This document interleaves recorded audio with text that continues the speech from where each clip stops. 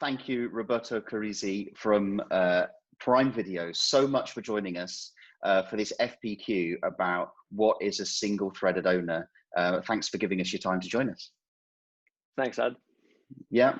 Well, the first question really for you is, what does the role single-threaded owner mean to you as someone who does it on a day-to-day basis? So I think it's a very interesting question, because single-threaded owner is basically a product manager, but has a full end-to-end ownership of a deliverable. And I think the cool part is you are responsible for that.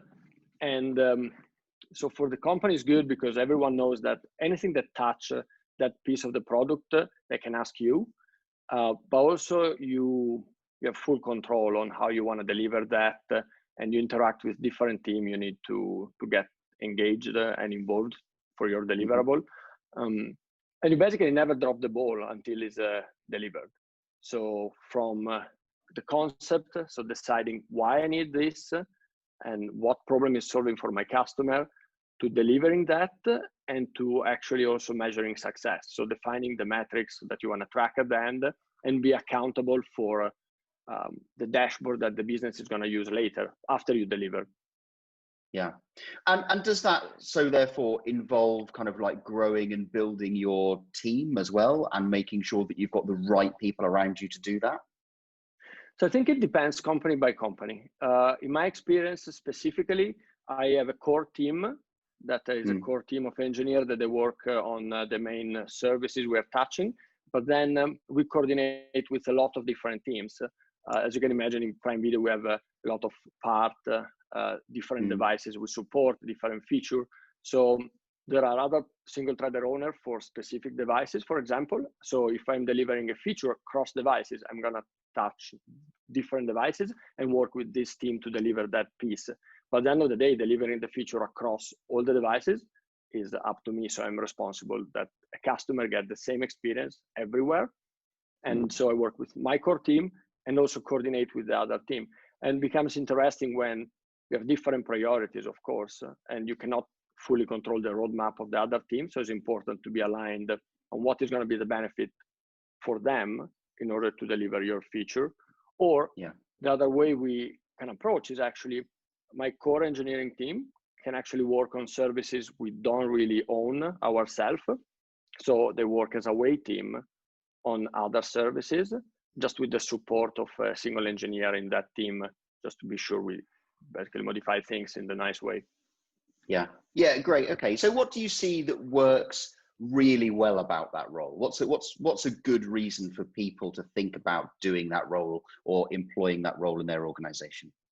I think the good thing is that as a single-threaded owner, you have control and you are fast in making decisions. So if you know what you're doing and you know what you want to achieve, the decision is up to you. I mean, you can make a mistake and you will kind of fix it if it's needed, but you don't need to involve 15 people to make a decision.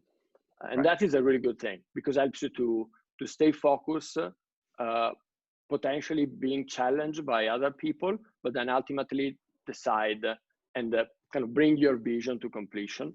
That's good. Yeah.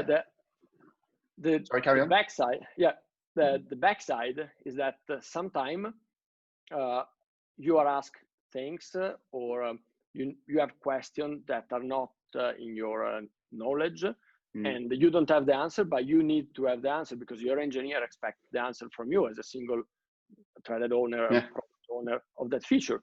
And that can take potentially maybe 1 day or 2 days just to find the answer, because you need to go around. You cannot defer and say, oh, I don't have the answer, go and ask this other person, because actually you are the one that needs to have the answer, but it's a good opportunity to learn. So next time you have the answer. Yeah, I mean, I think that's a really good point. So my next and final question for you really was then, what is it that you think is the top tips, the best advice you could give someone who's just found out about single-threaded ownership and is thinking about giving it a try? I think for me, and this might sound a bit new as an answer, but for me, the most important thing is to be passionate about the the field, the feature of the product you pick, because you're going to breathe that product in and out.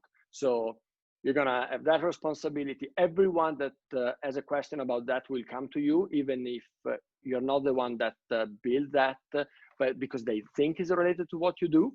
And the only way to kind of to survive is to really be passionate, because that's what you do every day and what you need to fix, and you need to be willing to go the extra mile and learn more about that product, the business impact.